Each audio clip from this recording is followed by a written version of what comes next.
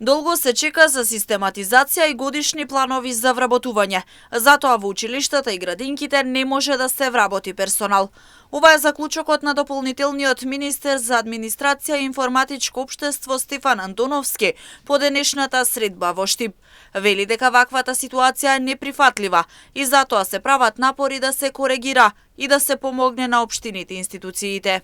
Она што го слушнав е дека со месеци се заглавени систематизации, годишни планови и согласности за истите во министерствата, дел во Министерството за образование, другиот дел во Министерството за информатичко општество, што било пракса до моето доаѓање до јануари месец, и навистина е неприфатлива состојбата во која што предолго време не се одговара на овие барања кои што доаѓаат од општините, од институциите, затоа што едно е да имате забелешки, па тие да се коригираат, но сосема друго е да ги чувате предметите во фиока и да не постапувате по истите за општините и институциите да не можат да ги коригираат тие планови, да можат да тече овој процес континуирано. Она што е наша заложба е да го дигитализираме и овој процес, да сите овие состојби се решаваат по пат на имейл или по пат на електронски систем, а да нема препраќање на хартија беспотребна со која што МИО да речеме ќе даде забелешки, па ќе се коригираат, па повторно ќе се даде некој укажување, туку сето тоа да се води динамизирано преку дигиталните алатки. Од општина Штип посочуваат дека еден од проблемите кој најмногу ги засега како локална самоуправа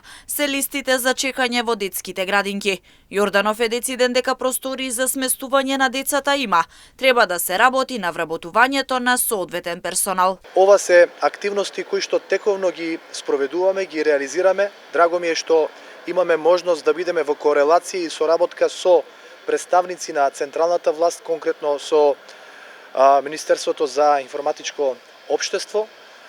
Она кое што нас не таргетира и не засега како локална самоуправа, а исто така се однесува на најмладите и кое што сигурно многу родители го поставуваат прашањето е кога ќе се намалат листите на чекање за згрижување на дечињата во градинка, нешто кое што исто така е прашање кое што се надевам со месеците и со времето кое што ќе доаѓа ќе се најде слух и разбирање помеѓу централната и локалната власт, затоа што досега малтене 2 години не добивме согласност за потполнување на испразнетите места. Во меѓувреме во подрачното училиште Ванчо Прке во Штипско Ново село заврши со уредување втората просторија за дечињата за продолжен престој, а до септември треба целосно да бидат завршени 4.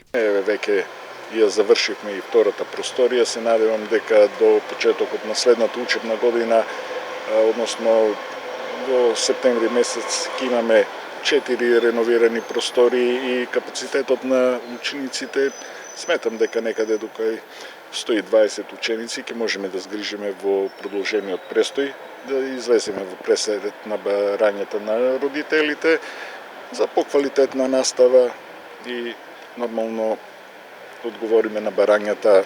Директорот Радев посочи дека доколку има соодветен интерес од страна на децата, продолжениот престој ќе може да го користат не само децата до трето оделение, туку и останатите. Ова е со цел да се помогне и на родителите и на децата.